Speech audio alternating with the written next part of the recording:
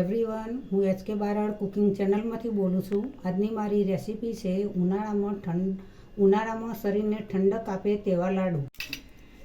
ખજૂર 100 ગ્રામ, ડ્રાયફ્રૂટ, મરી પાવડર, લોટ પણ 100 ગ્રામ, ઘઉંનો લોટ 100 ગ્રામ, નાળિયેરની છીણ 50 ગ્રામ, સાકર ગ્રામ, દૂધ પણ 100 ગ્રામ મૂકી તેમાં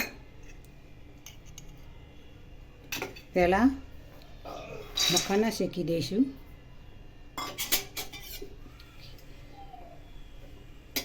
તેમાં થોડું ઘી નોર્મલી એડ કરીશું.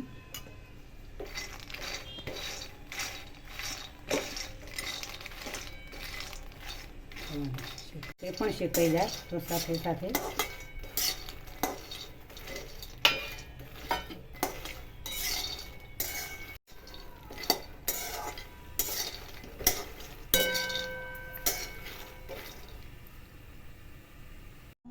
ઘી એડ કરીશું.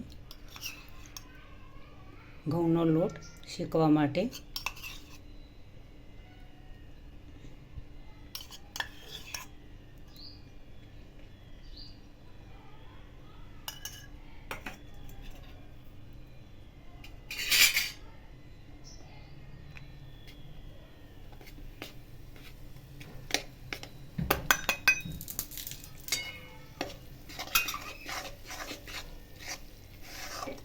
ઘઉંનો લોટ ધીમે ધીમે શેકવો પડશે, નીચે બળે પણ નહીં એ રીતે ધીમે ધીમે શેકીશું.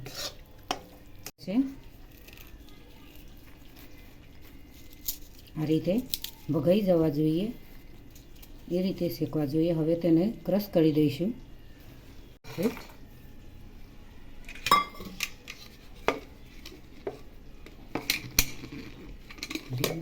કલર ચેન્જ થઈ ગયો.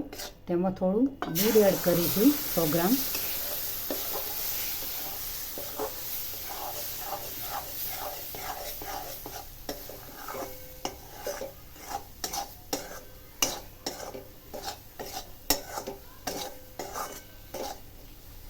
તેમાં મખાના એડ કરીશું. ડ્રાયફ્રૂટાથી મખાના પાવડર,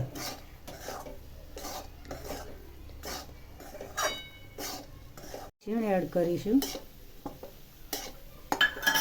સાથે સાથે સાકર પણ એડ કરીશું. સાકરનું પ્રમાણ મીડિયમ રાખીશું. થોડી ખજૂર પણ અંદર છે, જેથી હું સાકરનું પ્રમાણ મીડિયમ રાખું છું.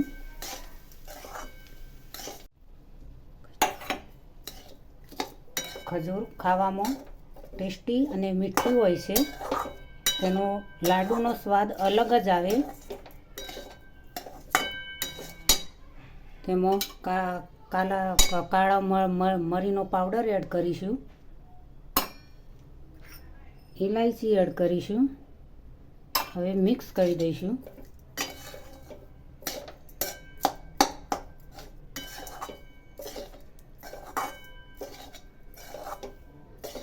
આજના લાડુનું મિક્સ તૈયાર થઈ ગયું છે.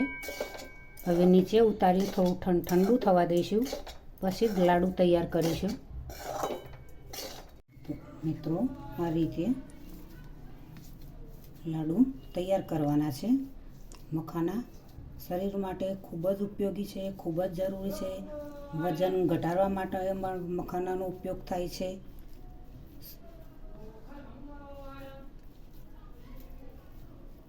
આ રીતે ગોળ લાડુ બનાવીશું.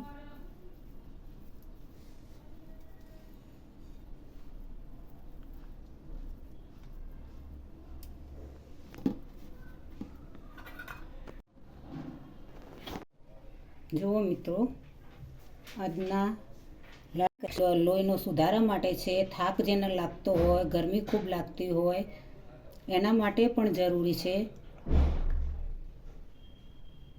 હોય એના માટે ખૂબ જ જરૂરી છે. તો મિત્રો જુઓ, એ મખાના ટોપરાની છીણ અને ઘઉંના લાડુ ટેસ્ટી અને કેવા મસ્ત બન્યા છે. તમે જોશોમાં જરૂરથી તમે બનાવજો અને રોજ એક નાસ્તામાં સવારે એક લાડુ તમે ખાઈ શકો છો.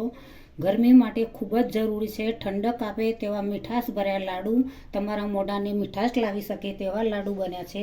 તો મિત્રો તમે જરૂરથી બનાવજો. મારા વિડીયોને સબસ્ક્રાઈબ કરજો, મારી ચેનલને લાઈક કરજો, શેર કરજો, બને તો કોમેન્ટ કરજો.